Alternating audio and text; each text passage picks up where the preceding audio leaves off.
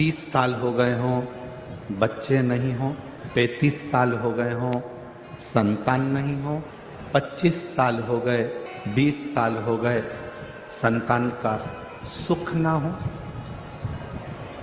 और डॉक्टर ने कह दिया कि कोई बहुत बड़ी बीमारी किसी व्यक्ति को है, रोग बड़ा, बीमारी बड़ी है, और उस बीमारी का कोई हल, उस रोग का कोई हल नहीं दिख रहा, कोई हल नजर नहीं,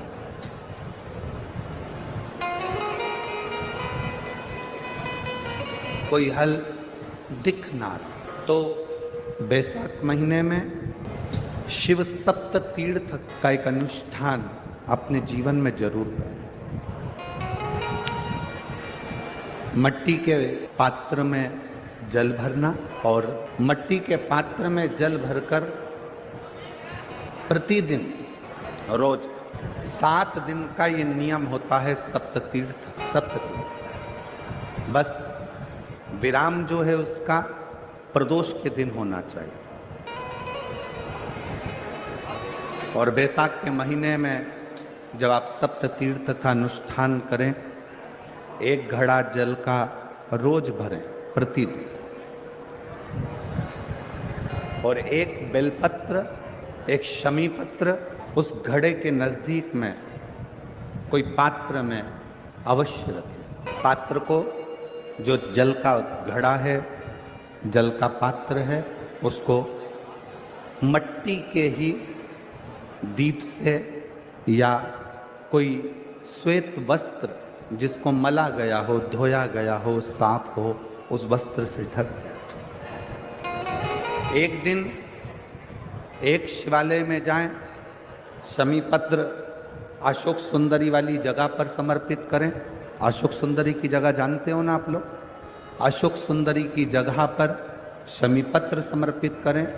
बेलपत्र, जहां आप खड़े हैं वहां डंडी का भाग आपकी ओर हो, और बेलपत्र शिव जी को समर्पित करा जाए। फिर जो मट्टी के पात्र में जल है, वो भगवान शंकर को अपनी कामना कर कर शिव जी को समर्पित कर दो।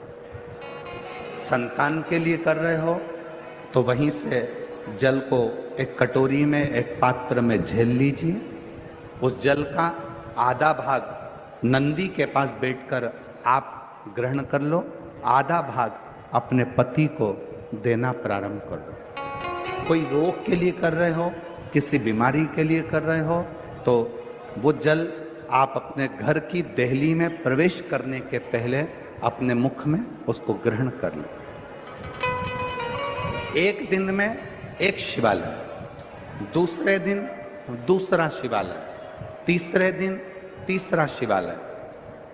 अगर अपने नगर में, अपने गांव में, अपने क्षेत्र में 7 शंकर के मंदिर नहीं हो, यदि अपने गांव में, अपने नगर में, अपने क्षेत्र में 7 शंकर के शिवालय नहीं हो, तो मिट्टी का शिवलिंग बनाकर उस पे चढ़ा, पर रोज एक शिवालय अलग होना चाहिए प्रतिदिन। प्रदोष के दिन जब आप इस सप्ततीर्थ का विराम करेंगे, उस समय पर जल, जब प्रदोष काल आए, प्रदोष काल का जब समय हो, जल चढ़ाओ सुबेरे, पर प्रदोष काल का जब समय हो, उस जल का पान उस प्रदोष काल में कर लेना। प्रदोष को, जो प्रदोष काल में उस जल को शंकर का पंचाक्षर मंत्र नमः शिवाय, षडाक्षर मंत्र ओम नमः शिवाय या श्री शिवाय नमस्तुभ्यम बोलकर प्रदोष काल में उस जल का पान करें। बाबा को प्रार्थना करें, शिव से विनय करें। ये नियम केवल बैसाख के महीने में होता है, इसको बाकी के महीने में नहीं किया जाता है।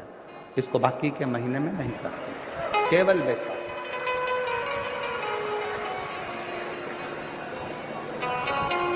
शिव सप्त तीर्थ का जो नियम है वो अपने जीवन में धारण करें। और हम तो कहेंगे शिव महापुराण की कथा श्रवण करने वाले प्रत्येक बेटा बेटी से,